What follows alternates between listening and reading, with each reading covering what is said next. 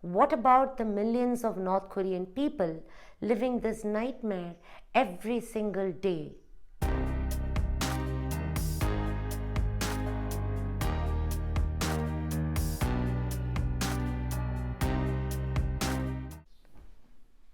Hi everyone, my name is Namrata and I'm a human rights lawyer and activist.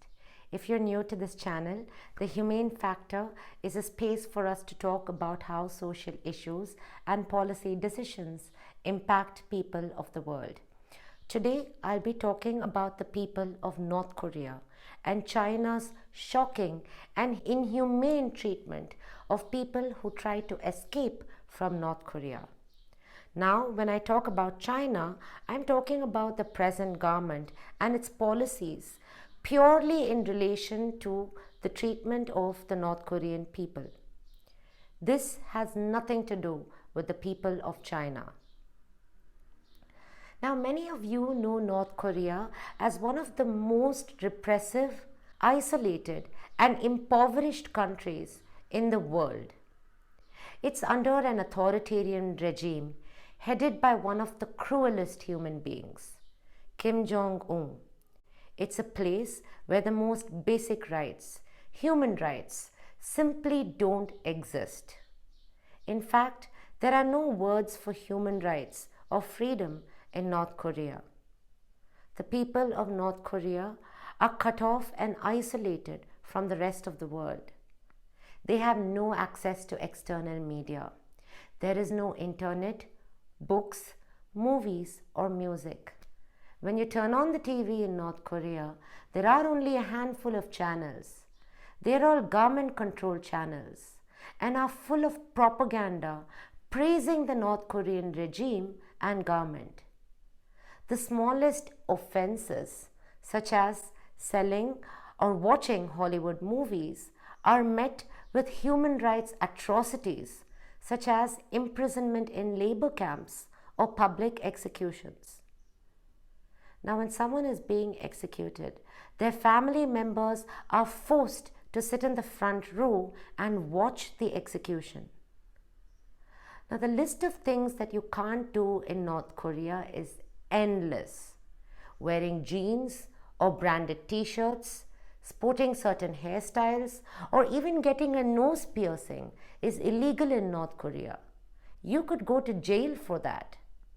Anyone who criticizes the government or its leaders are arrested and sent to a re-education camp, which is not very different from the concentration camps during World War II. Now, the UN Commission of Inquiry found that the North Korean government committed several violations amounting to crimes against humanity, including extermination, murder, enslavement, torture, rape, and forced abortions. North Korea also operates secret prison camps where presumed government opponents are tortured to death. Now, in the aftermath of World War II, we should have learned from history and evolved enough to ensure that such atrocities never happen again. It's a failure on the part of humanity that such labor camps exist today in the 21st century. Why can't we stop it? What about the millions of North Korean people living this nightmare every single day? Well, to start with, everyone is afraid of what North Korea is capable of. Now, North Korea has spent decades developing nuclear weapons and is actively engaged in ballistic missile research and development. Ever since North Korea began building nuclear weapons in the 1990s, the policy of the United States was quite clear. Give up those bombs or face international isolation. And guess what the Kim dictator chose? The UN and several countries imposed harsh economic sanctions against North Korea, halting all exports and preventing North Korea from engaging in economic relationships. But these sanctions have had zero impact in terms of convincing North Korea to denuclearize. In fact, North Korea doesn't even seem to care about facing permanent international isolation. You see, Kim Jong-un is an authoritarian dictator who gives two hoots about the people of North Korea. He continues to live his luxurious lifestyle and has probably never gone to bed on an empty stomach. In fact, it's been reported that he gorges on imported delicacies and seems to be growing bigger by the day. I'm not in favor of fat shaming anyone, but his food habits are worth noting considering that 70% of the population of North Korea is classified as food insecure, and people are dying of starvation and hunger every single day. But it wasn't always like this. At the end of World War II, a unified Korea was split into the North and South as we know it today. The quality of life in what we call North Korea today was much better before the split. Just think about it for a moment. In your country, is the overall quality of life worse than it was in 1945? Doesn't it sound absurd that the quality of life in a country has significantly regressed in 75 years? So what is China's role in all this? China's support for North Korea can be traced to the Korean War fought between 1950 and 53. With the United States backing South Korea and communist countries like China and the Soviet Union backing North Korea. Since then, China has lent political and economic backing to North Korea's leaders, the Kim family. Now, China's economic assistance to North Korea accounts for almost half of all Chinese foreign aid. But mind you, any economic assistance that China provides to North Korea is channeled towards North Korea's military development rather than providing food security to starving North Koreans. In fact, there's evidence from a document that was leaked to the press by a person who once had ties to the Chinese intelligence that despite UN sanctions on North Korea, China had covertly increased economic aid to North Korea. Now, the most devastating aspect of China's support to North Korea is their inhumane treatment of North Korean escapees who are asylum seekers. First, it's important to understand what an asylum seeker is. An asylum seeker is an immigrant who has fled their home country and seeks protection from persecution and human rights violations in their home country. Now, the primary motivation for North Koreans to leave their country is survival. Most of them have little to no food and are subject to so many human rights atrocities that they'd rather die trying to leave North Korea than stay back and die of oppression and starvation. So North Koreans who flee North Korea try to seek protection from persecution and human rights violations and are essentially asylum seekers. Now, under North Korean law, North Korean citizens are not allowed to leave North Korea under any circumstance. It's impossible for them to flee the country without risking their lives. If North Korean citizens somehow manage to flee North Korea and reach a South Korean diplomatic mission, South Korea offers them citizenship and they would receive financial, medical, employment, and educational support. So, most North Korean citizens who attempt to leave North Korea would ideally want to reach a South Korean diplomatic mission where they can declare themselves as North Korean escapees or defectors. However, the demilitarized zone or DMZ, which lies between North Korea and South Korea, is one of the most heavily patrolled borders in the world. Now, people who've attempted to use this route and directly cross the border have almost always been caught and executed on the spot. So many escapees opt for a much safer route, which is crossing the border into China instead. Now, North Korean escapees pay human traffickers or smugglers to help bring them through China. Once they reach China, they become the perfect target for human trafficking since they receive no protection for human rights in China. Many of them are sold as sex slaves and without any money or official documents like passport or ID, it's difficult for them to reach a South Korean diplomatic mission without being caught by the Chinese authorities. Now, China treats North Korean defectors as illegal immigrants and not asylum seekers. Now, if North Korean defectors are caught by the Chinese authorities, they are arrested, deported, and basically sent right back to North Korea. There, they are sent to a prison camp or are executed. Now, by arresting and deporting North Korean asylum seekers, China is violating international law.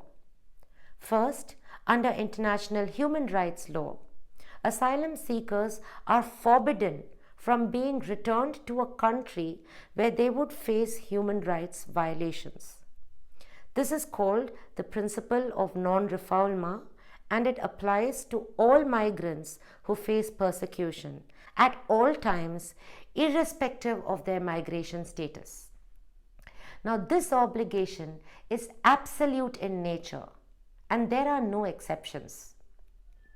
It's also enshrined in several international treaties, including the 1951 Convention relating to the status of refugees. Now, China is a signatory to the 1951 Refugee Convention and is also a member of the Executive Committee of the Office of the United Nations High Commissioner for Refugees, or the UNHCR. Now, the UNHCR is the UN agency dedicated to the protection of refugees and asylum seekers. Now, China has also signed an agreement with the UN, which requires the UNHCR to have access to refugees or asylum seekers in China. However, despite this, China has banned the UNHCR staff and other international organizations from accessing or assessing the situation of North Korean asylum seekers in China. Now, China has two main justifications for this. First, it refuses to recognize North Korean escapees as refugees or asylum seekers because it believes that they are all illegal economic migrants. Second, China cites certain bilateral agreements it has concluded with North Korea, which oblige China to deport migrants trying to cross the border from North Korea. Now, China's argument that North Korean escapees are economic migrants is actually baseless. The UNHCR defines economic migrants as people who voluntarily leave their home country for personal reasons such as family, money, or a desire for adventure. Now, in the case of North Korea, the North Korean citizens face extreme hardship and oppression at the hands of the Kim regime. And for them, leaving their homeland is a matter of survival.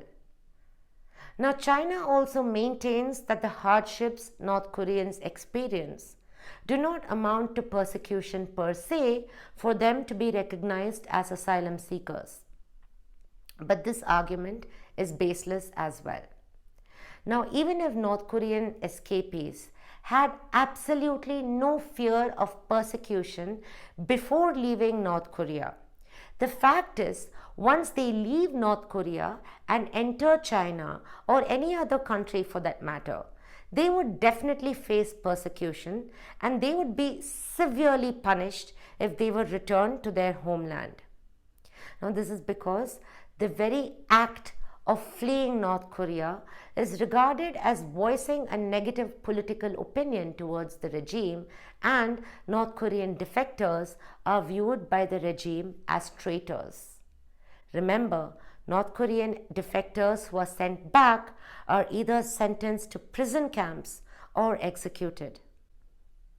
Now, China's second justification, that it has certain bilateral agreements with North Korea that oblige it to deport North Korean defectors, is also illogical, because China's obligation under the Refugee Convention and international law supersede any bilateral agreement it has with North Korea. Clearly, China is violating international law by forcibly repatriating North Korean asylum seekers to their homeland.